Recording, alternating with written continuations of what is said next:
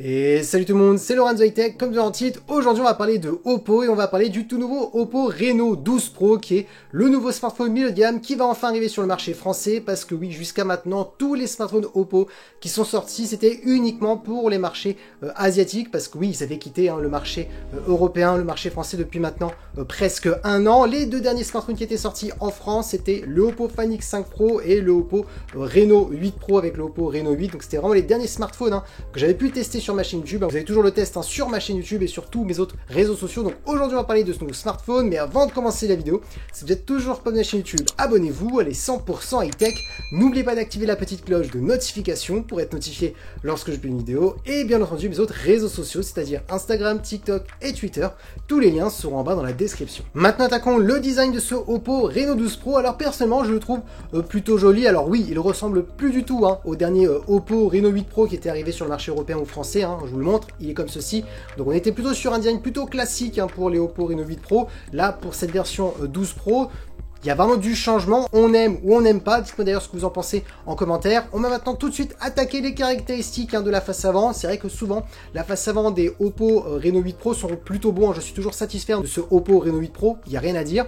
Alors, concernant les caractéristiques du Oppo Reno 12 Pro, on est sur une diagonale de 6,7 pouces, donc une grande taille, accompagnée par une très bonne résolution Full HD+, une technologie AMOLED et aussi un taux de rafraîchissement de 120 Hz. Par contre, attention, c'est pas un vrai 120 Hz adaptatif qui peut descendre de 1 Hz et monter jusqu'à 120 Hz. On n'est pas sur une dalle LTPO, mais on est quand même sur un taux de rafraîchissement qui peut être entre 60 Hz et 100 Hz, donc c'est quand même mieux qu'un 100 Hz classique. Ensuite, si vous aimez bien regarder des contenus multimédia sur votre smartphone, c'est-à-dire Disney+, Netflix, etc., et ben on a la certification HDR10+ sur ce smartphone. Donc si vous regardez des contenus multimédia certifiés HDR10+, vous aurez une meilleure qualité qu'un contenu qui ne possède pas cette certification. Et pour terminer, on a un écran qui est plutôt lumineux, parce qu'on est sur un écran de 1200 nits, et concernant la caméra frontale, on est sur du 50 mégapixels. Donc oui, on peut dire, on est sur un très bon écran, malgré qu'on est sur un smartphone milieu de gamme. Maintenant attaquons la partie photo de ce Oppo Reno 12 Pro. Alors il s'annonce plutôt bon au niveau des caractéristiques. Oppo a expliqué qu'ils avaient retravaillé la partie photo, le traitement photo. Maintenant je vous dis tout de suite, la gamme Reno n'a jamais été la meilleure gamme chez Oppo. Alors oui, c'est excellent smartphone au niveau de la photo, mais si vraiment vous souhaitez les meilleurs photophones, il faut plutôt choisir la gamme Find X. Mais c'est vrai que le dernier smartphone en France qui est sorti, c'est le Oppo Find X5 Pro, donc celui-ci que j'ai en main.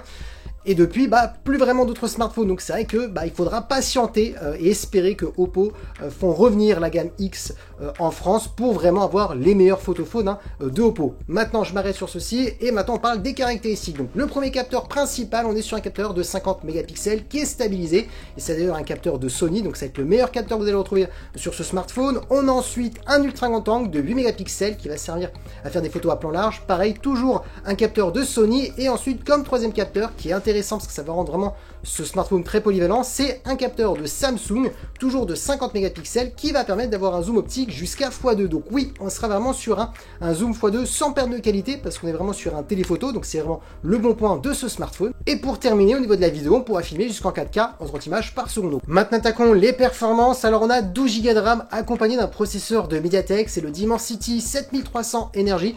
Pour les gens qui ne connaissent pas ce processeur de MediaTek, c'est un très bon processeur milieu de gamme, mais attention, oui, ce n'est pas le meilleur processeur de MediaTek, mais ça suffira largement pour faire tourner les dernières vidéos, style Genshin Impact, Call of Duty Mobile, avec des graphismes en élevé. Donc voilà, on est quand même sur un bon processeur, donc on sera sur un smartphone polyvalent. Ensuite, en termes de stockage, on ira de 256 Go et on peut étendre la mémoire avec une carte micro SD, donc ça c'est un bon point, jusqu'à 1000 Go. On a ensuite un son stéréo pour apporter une meilleure immersion. On a aussi une grosse batterie de 5000 mAh avec de la recharge ultra rapide de 80 watts.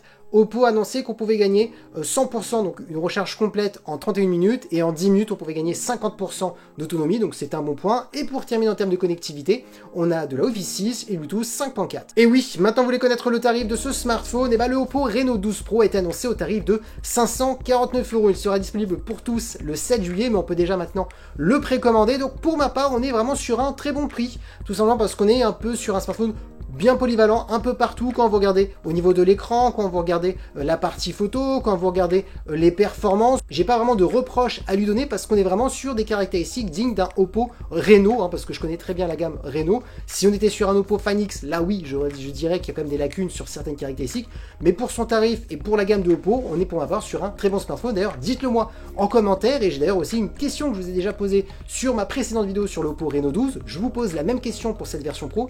Est-ce que c'est Oppo Reno 12 ou Oppo Reno 12 Pro pourrait vous donner envie d'acheter un Oppo pour revenir un petit peu sur cette marque qui avait disparu depuis un an sur le marché français. Et voilà, la vidéo est terminée sur ce Oppo Reno 12 Pro. J'espère que la vidéo vous a plu. Si c'est le cas, n'oubliez pas le petit pouce like, de vous abonner sur cette chaîne YouTube et d'activer la petite cloche de notification pour être notifié lorsque je publie une vidéo, et bien entendu les autres réseaux sociaux, c'est-à-dire Instagram, TikTok et Twitter.